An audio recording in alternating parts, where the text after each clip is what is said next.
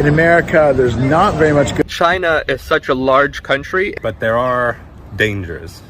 Hi guys, welcome back to my channel. This is Sarika from YouTube channel Part-Time Traveler China. I hope you are doing well. I am doing well too. In today's video, I am going to talk about why do foreigner people live in China, what they love about China, and what are their experiences in China. So watch this video till end. I hope you will like this video. So for this topic, I have asked few of my friends to share their experience. I have also shared my experience. Why do I love living in China? If you have not yet watched my video till, so link in the description box and also in the I button. Please watch that video too. So let's move on to the video. Hello everyone, my name is Dustin. I live in Chongqing full-time, but I also spend a lot of time in Shanghai. My experience coming to China has been varied.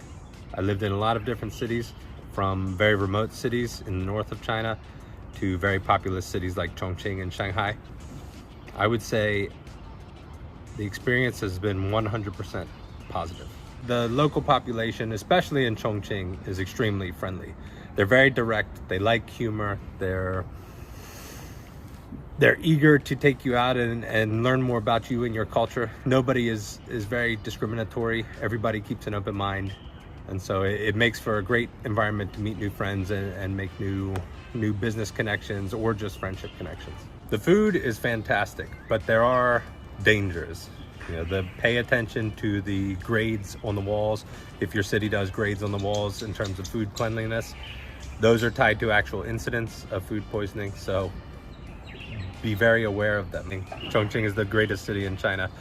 I've visited many Chinese cities. There's a lot of variety. The more westernized the city, the more uniform it looks. But as you get into more culturally Chinese and less international type of cities, they begin to vary more and more. My personal preference is Chongqing.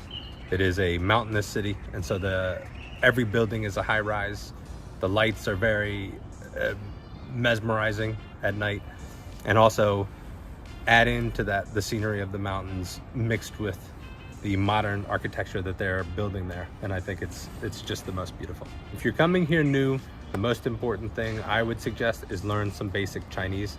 Before you learn Chinese, it's going to be very hard for you to connect.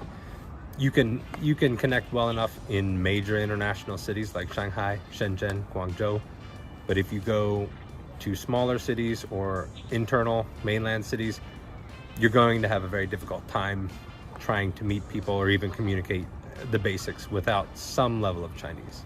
Plus, it's their country.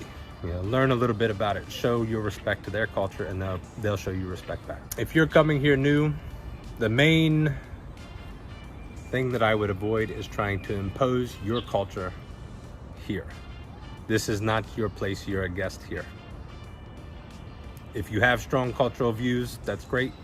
You can share them, but do so mindfully that this is their culture, and don't try and impress upon them your ideals, or you may find yourself in some trouble.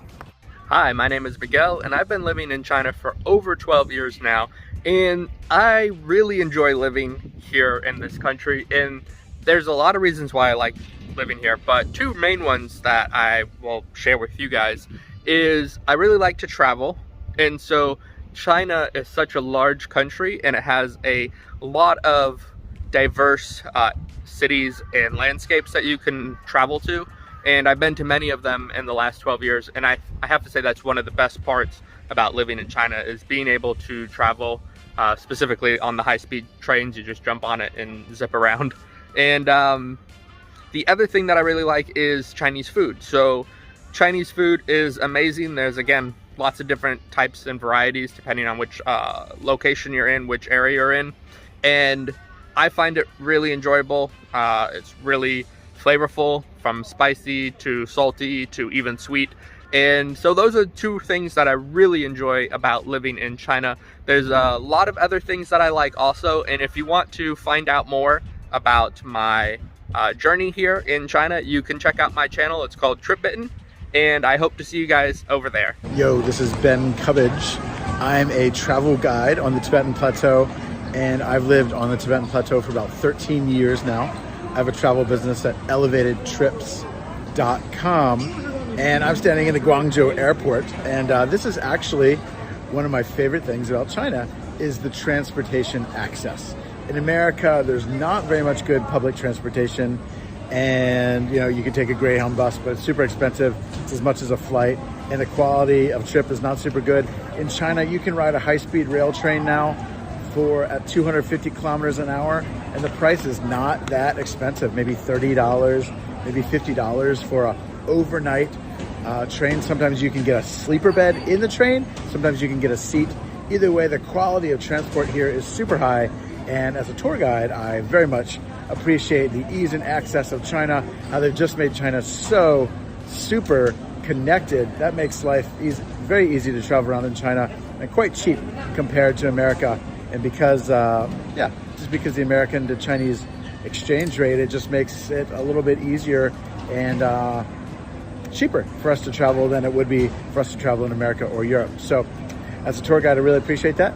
Travel with us at elevatedtrips.com. We love to take people out into wild China and see the Tibetan Plateau. I hope you like my video. If you have liked my video, please do not forget to subscribe and also share it. We'll see you in the next video. Till then, bye bye.